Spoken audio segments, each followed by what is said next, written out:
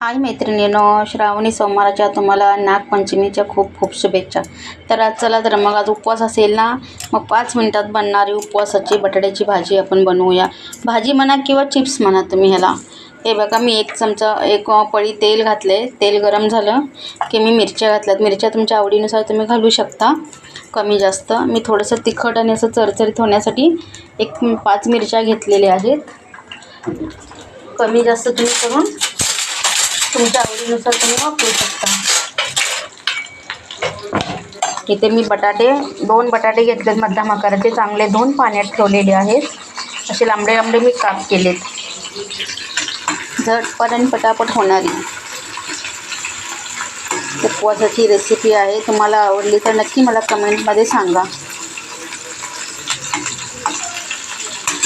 हे बघा, मिरची थोडीशी भाजली की त्यात असं भरड, असं शेंगदाण्याची भरड करायची।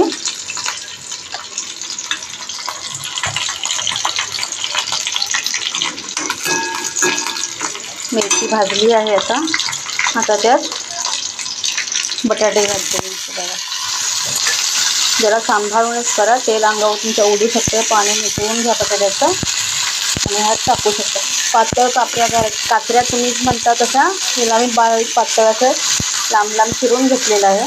तर दिसायला पण छान दिसतं, होतं पण पटकन, याला काही वेळ लागत नाही आहे। हे बघा, ह्यासह 2 मिनटं परतून घ्या।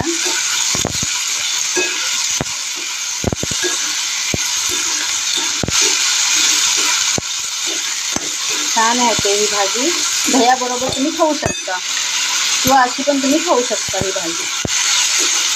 खिचडी बनवायचा कंटाळा आला आहे, कधी साबू घालायचा भिजत आणि कधी बनवायचा, आणि जास्त साबूने पण गच्च होतं। मग त्याची झटपट तुम्ही बटाट्याची भाजी बनवू शकता।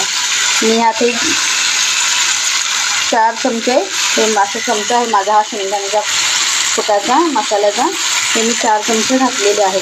तुम्हाला शेंगदाणे आवडायचे शेंगदाणे खोबरं घाला, तुम्हाला जे आवडेल ते तुम्ही घालू शकता। आम्ही असं शेंगदाण्याचा वापर करतो। तर हे मी 4 चमचे शेंगदाणे घातलेले आहेत। त्यात पाणी घालायचं नाही। आता मी गॅसची फ्लेम स्लो करत आहे। हे बघा, मी झाकण ठेवले। आता 1-2 मिनटं पण नाही लागत आहे, हे लगेच होतात, कारण पातळ केलेले आहेत। बटाटा असा पण लवकर शिजतो ना। हे असं झाली भाजी, अशी छान दिसते की नाही, वास पण छान आला लागला ह्याचा। हे बघा, आणि शेंगदाण्याची कशी जी भरड घातलात ना दाताखाली, छान लागतं शेंगदाणे। हे बघा, पाणी अजिबात मी घातलेलं नाही, वाफेवरच भाजी हे केलेली। थोडंसं लागतं हे, ठीक आहे, पण स्लो गॅसवर 5 मिनिटात ही भाजी होती। हे बघा, झाली माझी उपवासाची भाजी तयार। चला मग या खायला। कशी झाली आहे ते मला कमेंट, लाईक, शेअर, सबस्क्राईब करून नक्की सांगा। तुम्हाला आवडले तर तुम्ही नक्की करून बघा। चला मग, बाय बाय।